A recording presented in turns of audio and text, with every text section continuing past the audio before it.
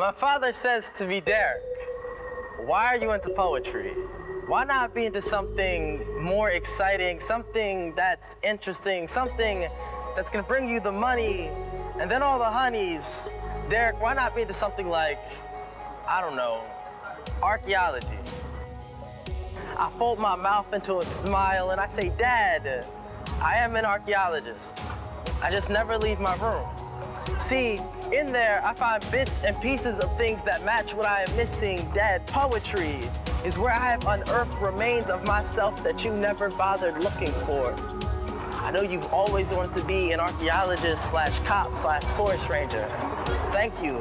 Let me believe that I can be anything in the world, but I think it's time that I became more of myself.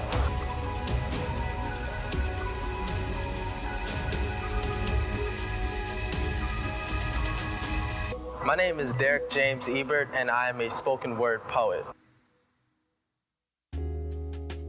Through spoken word, and even through poetry in general, you never just tell your individual story, you also tell the story of many.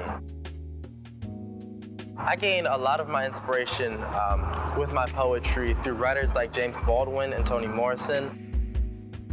So I believe that the art community, especially the poetry-based art community, is definitely thriving. An organization that I'm part of is called Do More Baltimore. And so what we do is we go into places like middle schools, colleges, high schools, and even prisons. We teach them things like poetry and other art forms, and even a little bit of history with things like social justice and different movements, and how poetry has been a part of those movements for years. So an art form that inspires my art, which is no different than poetry, is things like music. Just another form of poetry, but different with the beat behind it. And it's artists like Kanye West, Jill Scott, Common, Chance the Rapper, artists like those that inspire me to be crafty with my wordplay. And even through their poetry, which is music, I find messages that I can relate to and that I would like to speak to as well.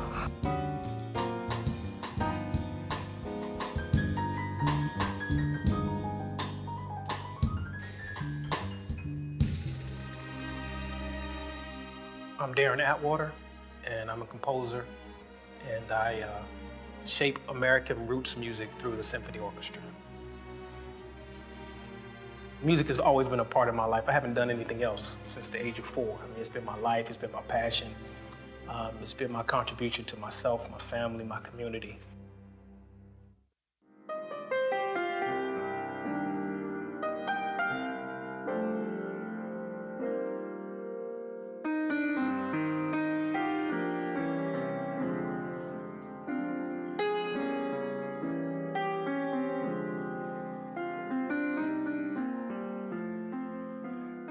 Baltimore's been so special to me. I formulated Soulful Symphony from a work of music called Song in a Strange Land, which is an amalgamation of spirituals. It was the first time the Negro spiritual was heard with a symphony orchestra. So we're celebrating 15 years this year, Soulful Symphony here in Baltimore. And again, the citizens have just been so wildly supportive of what we've done. I think we've touched the community because we've demystified what it means to be an orchestra. I say we speak the music of the native tongue of the people. So Baltimore, it's been a call and response between the orchestra and the community, and it's been something that's been so beautiful for me.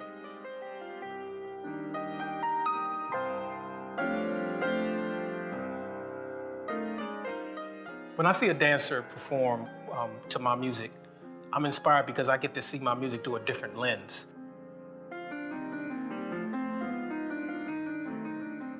She or he may reinterpret a certain rhythm, a certain meter.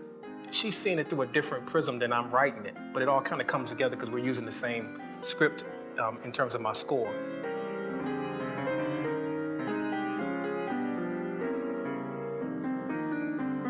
My name is Daniela, and I am a dancer, a choreographer, and an educator.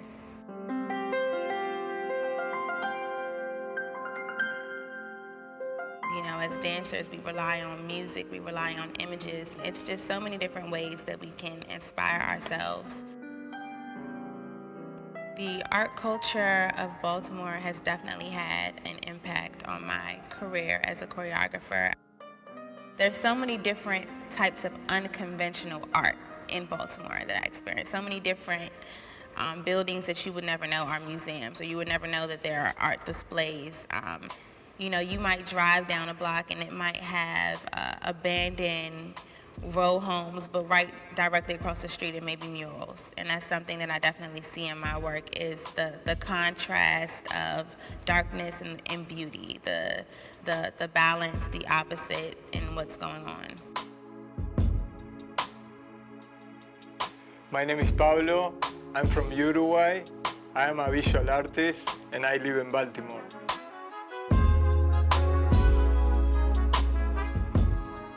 Personally, to me, it's my own language. One of the reasons I do art too is to connect with the culture and to understand, and to me it's a way to connect with the people. The Breathing Peace mural was for the community in Patterson Park, and they asked me to create a piece which one connect the diverse community there. The main message for me is peace, is unity, is understanding, is values, respect. Baltimore to me is, now I am living here for 10 years. One of the reasons I'm doing art is because the art community inspired me. All the people around, seeing a lot of people doing art. I feel like here people opened their arms to me because they saw probably my passion for doing it.